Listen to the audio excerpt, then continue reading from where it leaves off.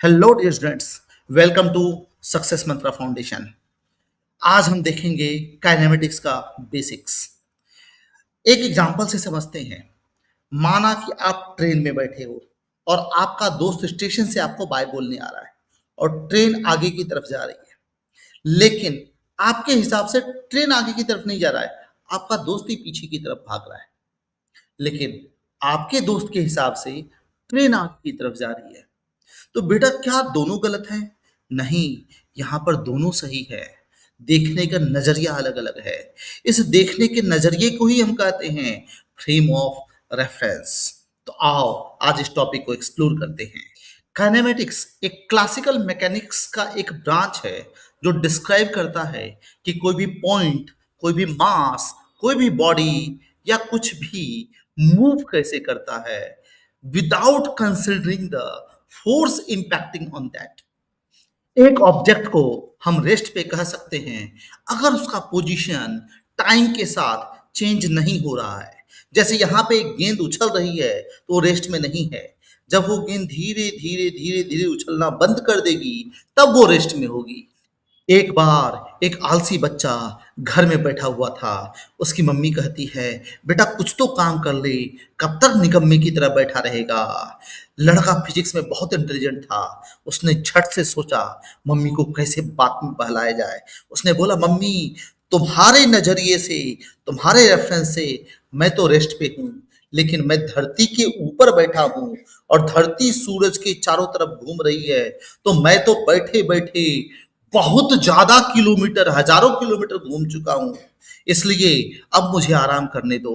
तो फिजिक्स के हिसाब से वो बच्चा बिना हिले ही बहुत काम कर चुका है।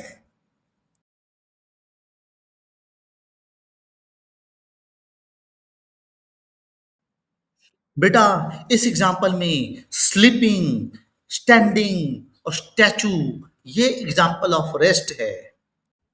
यहाँ पर walking, dancing, playing, ball throwing and cycling ये सब रेस्ट के नहीं, मोशन के एग्जाम्पल हैं बेटा। फ्रेम ऑफ रेफरेंस एक ऐसा पॉइंट है विद रिस्पेक्ट टू पोजीशन और मोशन। फ्रेम ऑफ रेफरेंस एक ऐसा पॉइंट है विद रिस्पेक्ट टू पोजीशन और मोशन जहां पे हम चीजों को डिफाइन करते हैं, ये स्पेसिफाई नहीं होता है। जैसे अभी अर्थ वाला एग्जांपल दिया था, तो मम्मी के हिसाब से बच्चा रेस्ट पे है, लेकिन स्पेस से अगर कोई देखे तो बच्चा हजारों किलोमीटर की यात्रा कर चुका है। ट्रेन के हिसाब से देखें तो दोस्त के हिसाब से उसका दोस्त ट्रेन के अंदर बैठा हुआ है, तो बाहर से, ट्रेन के बाहर से देखे तो मूव कर रहा है, लेकिन अगर उसका दोस्त ट्रेन के अंदर की सीट पे बैठा हुआ है तो इस दोस्त के हिसाब से वो मूव ही नहीं कर रहा है, वो तो बैठा हुआ है। तो रेस्ट और मोशन एक ही सिक्के के दो पहलू है। इस बात पे ये फर्क पड़ता है कि हम उसे देख कहां से रहे हैं, हमारा फ्रेम ऑफ रेफरेंस क्या है। तो फ्रेम ऑफ रेफरेंस नॉर्मली हम स्टैंडर्ड अर्थ के ग्राउंड को लेते हैं।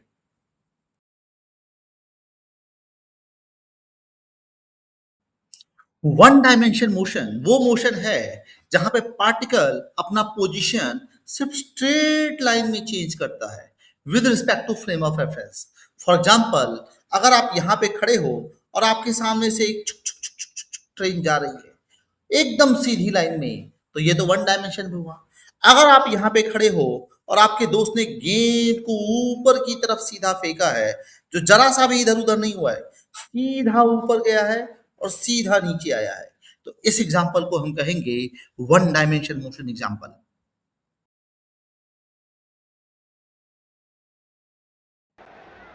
अगला है two dimension motion.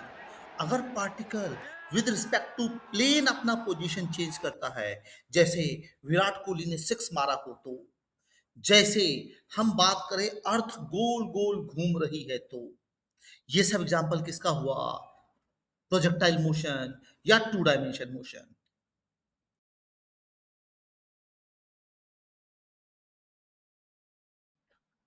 Three D motion ऐसा मोशन है जहां पर पार्टिकल अपना पोजीशन चेंज करता है with respect to space, with respect to frame of reference. ये एक अनप्रेडिक्टेबल मोशन है, जैसे कोई पतंग हो गए, जैसे कोई इंसेक्ट हो गया, लाइक बी। तो यहाँ पे जो बी का जो डांसिंग है, ये अगर वन डायरेक्शन में स्ट्रेट लाइन में होता तो वन डायमेंशन होता। अगर किसी प्लेन और पेपर पे बी चल रही होती तो उसे टू डायमेंशन कहते। और ये जो स्पेस में चारों तरफ डांस हो रहा है, इसे हम थ्री डायमेंशन कहेंगे। तो बच्चों हम बात करते हैं सबसे पहले डिस्टेंस और डिस्प्लेसमेंट में क्या फर्क है। Total length actual path travelled is called as distance, जबकि एक शॉर्टेस्ट लाइन जो चेंज होगी उसे कहेंगे डिस्प्लेसमेंट। फॉर एग्जांपल अगर मैं बात करूं कि मेरे पास यहाँ पे कोई क्लोज ग्राउंड है और यहाँ पर कोई मैराथन यहां से यहां तक दौड़ रहा है, यहां से यहां तक दौड़ रहा है। अब डिस्टेंस की अगर बात करें तो इसने ये डिस्टेंस ट्रेवल किया है, क्लियर। और अगर डिस्प्लेसमेंट की बात करें तो इसने यहां से ये जो शॉर्टेस्ट पाथ है ये डिस्प्लेसमेंट ट्रेवल किया है। मैथमेटिकल देखा जाए तो ये जो रास्ता गया है ये सरकमफ्रांस के थ्रू गया है और ये जो रास्ता गया है ये डायमीटर के थ्रू गया है। सो ये फर्क है difference between distance and displacement में। डिस्टेंस एक स्केलर क्वांटिटी है जिसमें सिर्फ मैग्नीट्यूड ही काउंट होता है, जबकि डिस्प्लेसमेंट एक वेक्टर क्वांटिटी है। अगर मैं इसी क्वेश्चन को कंटिन्यू करूं और बोलूं ये वापस घूम के यहां आ गया है, तो डिस्प्लेसमेंट जो हो जाएगा वो सरकमफ्रांस ऑफ दिस रेडियस हो जाएगा, जबकि डिस्प्लेसमेंट जो है वो फाइनल माइनस इनिशियल, लड़का यहीं पे था और दौड़ के वापस यहीं पे आया है, तो ऐसे कंडीशन में डिस्प्लेसमेंट जीरो हो जाएगा। अगर डायरेक्शन की बात करें तो इसमें डायरेक्शन बिल्कुल कंसिडर नहीं होगा और डिस्प्लेसमेंट में यस ऑलवेज डायरेक्शन कंसिडर होगा। मतलब अगर कहा जाए कि एक लड़का यहां से 10 मीटर आगे गया है और वापस घूम के यहां आ गया है, तो इस कंडीशन में डिस्टेंस हो गया 20 मीटर, जबकि इसमें डायरेक्शन मतलब काउंट नहीं हुआ है और इसमें डायरेक्शन काउंट हुआ है। तो लड़का वापस वहीं का वहीं खड़ा है, तो +10 -10 इज इक्वल टू कितना हो गया, जीरो। तो डायरेक्शन कंसिडर नहीं किया जाएगा कि इसमें डिस्टेंस में, और डिस्प्लेसमेंट में डायरेक्शन कंसिडर किया जाएगा। अभी जैसे मैंने देखा पॉसिबल वैल्यू यहाँ पे 10 मीटर आगे गया फिर 10 मीटर पीछे आया तो कितना हो गया 20 मीटर, जबकि डिस्प्लेसमेंट कितना हो गया 0 मीटर। इसी क्वेश्चन को अगर लें, लड़का 10 मीटर आगे गया है और 5 मीटर पीछे आया है, तो ऐसे कंडीशन में ये क्वेश्चन का आंसर हो जाएगा 10 और 5 15 मीटर, जबकि डिस्प्लेसमेंट देखा जाए तो सिर्फ 5 मीटर। अगर यहीं पे एक क्वेश्चन और किया जाए कि ये 10 मीटर आगे गया है और 15 मीटर पीछे आया है, तो 10 मीटर आगे गया है और 15 मीटर पीछे आया है, तो भैया डिस्टेंस हो गया 10 और 15 25 मीटर, जबकि डिस्प्लेसमेंट हो गया -5 मीटर। तो डिपेंड करता है रूट पे, ये सिर्फ डिपेंड करता है इनिशियल एंड फाइनल पॉइंट पे, रूट पे कोई मेजर नहीं करता है। ये हमेशा जैसे मैंने बताया पाथ फॉलो करेगा, जैसे ये सरकमफ्रांस को फॉलो करेगा, लेकिन ये सरकमफ्रांस को बिल्कुल फॉलो नहीं करेगा। इसमें कोई एरो इंडिकेशन नहीं है, कोई नोटेशन नहीं है, सिंपल सिंपल स्केलर क्वांटिटी है तो उसको बोल देंगे डी, और डिस्प्लेसमेंट को बोल देंगे कि डिफरेंस हो गया डेल्टा एक्स, डिफरेंस हो गया डेल्टा एक्स।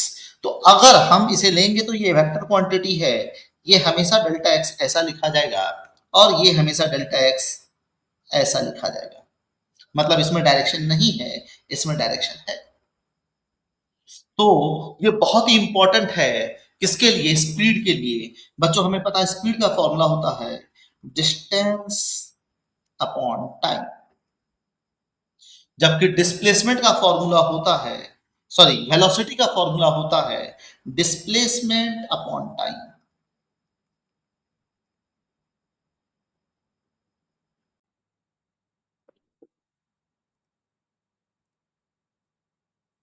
तो बच्चों अगर हम यहाँ पे क्वेश्चन देखें तो हमारे पास एक आदमी सेमी सर्कुलर ट्रैक, मतलब यहां से यहां ये जो सेमी सर्कुलर ट्रैक है इस पे दौड़ रहा है और इसका रेडियस है 400 मीटर, इसका रेडियस है 400 मीटर।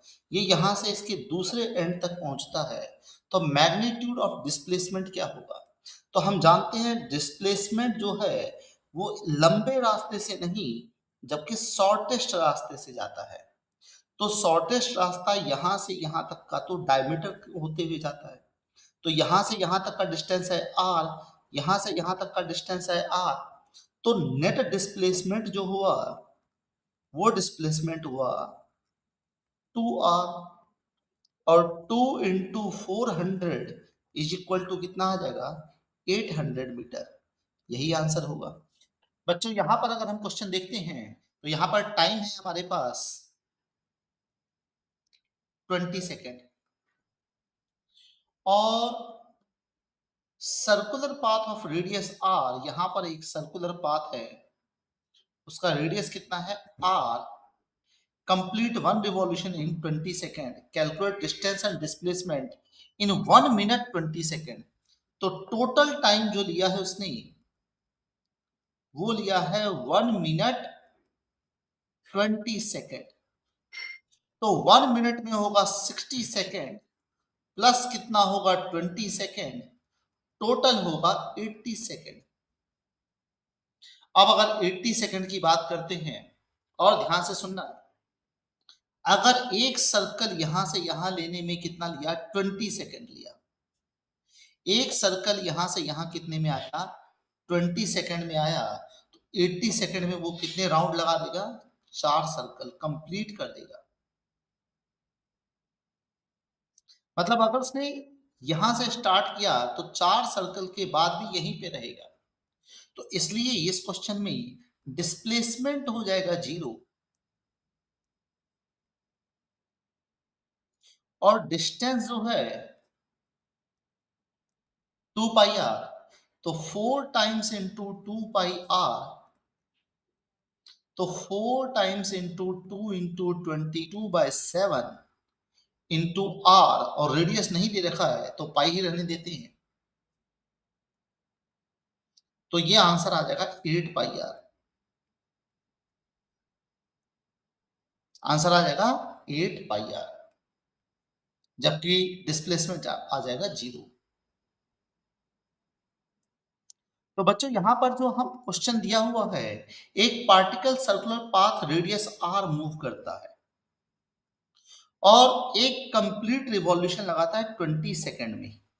मतलब 20 सेकेंड में ये पूरा एक चक्कर लगा लेता है, और टोटल टाइम लिया है 2 मिनट 20 सेकेंड। 2 मिनट 20 सेकेंड, तो 2 इंटू 60, एक मिनट में 60 सेकेंड होता है, एक मिनट में 60 सेकेंड होता है। तो ये हो गया 120 प्लस 20, टोटल 140 सेकेंड। तो अगर 20 सेकेंड में एक राउंड लगाता है तो 140 सेकेंड में x राउंड लगाएगा, और x इज इक्वल टू आ जाएगा 7। तो यहां पर डिस्प्लेसमेंट अगर देखा जाए तो बेटा डिस्प्लेसमेंट हो जाएगा 0, क्योंकि यहीं से शुरू किया और वापस यहीं पे खत्म हुआ। अब अगर हम बात करते हैं डिस्टेंस का, तो डिस्टेंस हो जाएगा 7 राउंड लगाया है, तो 7 इंटू 2 पाई आर, तो डिस्टेंस हो जाएगा 14 पाई आर। लेकिन अगर हम बात करते हैं 40 सेकेंड की, अगर हम बात करते हैं 40 सेकेंड की, तो 40 सेकेंड के लिए क्या हो जाएगा, ध्यान से देखना, इसने एक राउंड लगाया है इस बार 40 सेकेंड में, और टोटल था 140। तो 140 मतलब 40 सेकेंड में एक राउंड, तो 120 सेकेंड में 3 राउंड, और आगे 20 सेकेंड रह जाता है तो 3.5 राउंड। कहने का मतलब हुआ एक राउंड हो गया, फिर दूसरा राउंड हो गया, फिर तीसरा राउंड हो गया, और फिर एक आधा राउंड हुआ। तो यहां से अगर डिस्टेंस देखा जाए तो 3 complete circle plus 1 half circle multiply by 2 pi R means 3 into 2 6 pi R plus pi R, total कितना हो जाएगा 7 पाई आर डिस्टेंस।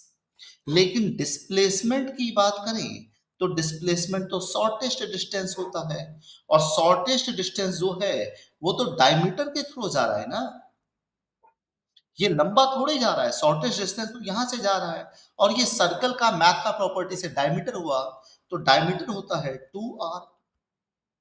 तो ऐसे ऐसे क्वेश्चंस आपको एग्जाम में पूछे जा सकते हैं।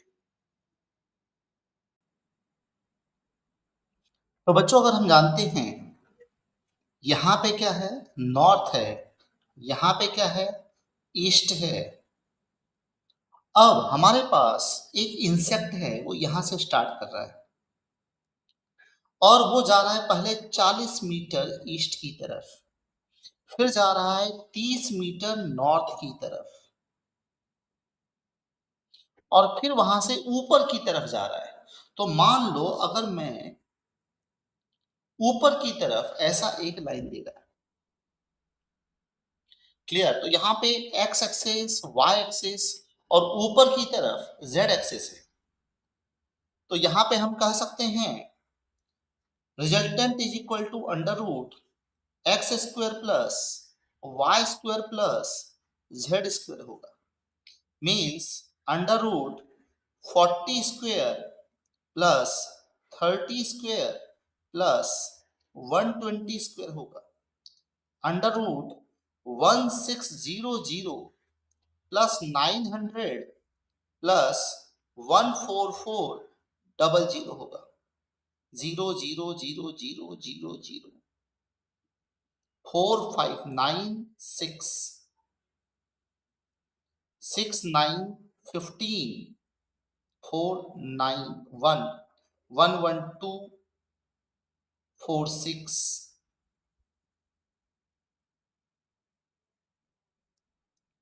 तो अगर इसे हम देखेंगे तो ये आएगा 13 × 13 × 10 × 10, और यहां से अगर हम इसको सॉल्व करेंगे तो ये आएगा 13 × 10 इज इक्वल टू 130 सेंटीमीटर। इसका आंसर आएगा। जिन बच्चों को कम समझ में आया वो ऐसे समझें कि अगर y एक्सिस है और x एक्सिस है और आपने पाइथागोरस लगा के बोला था रिजल्टेंट इज इक्वल टू क्या आएगा Y square plus X square, जब आप 2 एक्सिस पे चल रहे थे। लेकिन अभी आप 3 एक्सिस पे चल रहे हो तो आपका फॉर्मूला आएगा under root X axis square plus Y axis square plus Z axis square. तो यहां पर हम देख रहे हैं कि हमारे पास एक मिनट हैंड है, और एक मिनट हैंड अगर एक सर्कल लगा देता है तो टोटल टाइम लग जाएगा 3600 सेकेंड। अब अगर हम यहां पर रेडियस की बात करते हैं तो रेडियस कितना दिया हुआ है 10 सेंटीमीटर। तो अगर हम सर्कल की बात करते हैं तो यहाँ पे सरकमफ्रेंस जो है वो कितना हो जाएगा 2 पाई आर। सरकमफ्रेंस मतलब डिस्टेंस जो ट्रेवल होगा वो डिस्टेंस हो जाएगा 2 पाई आर, और 2 pi R 2 × pi × 10 is equal to 20 pi हो जाएगा। अब अगर हम बात करते हैं यहां पर एंगुलर वेलोसिटी, क्योंकि ये तो गोल गोल घूम रहा है तो लीनियर वेलोसिटी तो होगा नहीं, यहाँ पे होगा एंगुलर वेलोसिटी। तो हम बोल सकते हैं angular velocity is equal to 2 पाई/टी, ये फॉर्मूला होता है, और ये हो जाएगा 2 पाई/3600। अब यहां पर distance is equal to velocity into time. तो हम ये कह सकते हैं कि यही फॉर्मूला एंगुलर में भी लग जाएगा। Angular distance is equal to angular velocity into time. तो एंगुलर वेलोसिटी तो हो गया 2 पाई/3600, और टाइम जो लिया है उसने वो टाइम कितना लिया है 100 सेकेंड। तो जो एंगुलर डिस्टेंस ट्रेवल हुआ वो हो गया 2 पाई/36। अब यहां से थोड़ा सा मैथ में चलते हैं। बच्चों हम जानते हैं मैथ में जब एंगल की बात करते हैं, जब हम एंगल की बात करते हैं तो एंगल में आर्क लेंथ जो होता है उसका फॉर्मूला क्या होता है? R into theta is equal to arc length. Arc length is equal to radius into angle. या हम कह सकते हैं, हमने जो 9th क्लास में पढ़ा होगा, angle is equal to arc length divided by radius. तो यहां से फॉर्मूला ले लेते हैं, आर कितना हो गया यहाँ पे, रेडियस कितना हो गया 10 सेंटीमीटर, और ये जो एंगुलर डिस्टेंस निकाला हमने, ये निकाला हमने 2 पाई अपॉन 36। तो ये हो जाएगा 20 pi upon 36 means 10 pi upon 18 means 5 pi upon 9 centimetre. ये होगा distance travelled, that is the arc length, that is the arc length. और यहां से यहां जो मिनट काटा काटा घूमेगा तो ये वाला डिस्टेंस हो जाएगा डिस्टेंस ट्रेवल्ड। ये आंसर है बच्चों।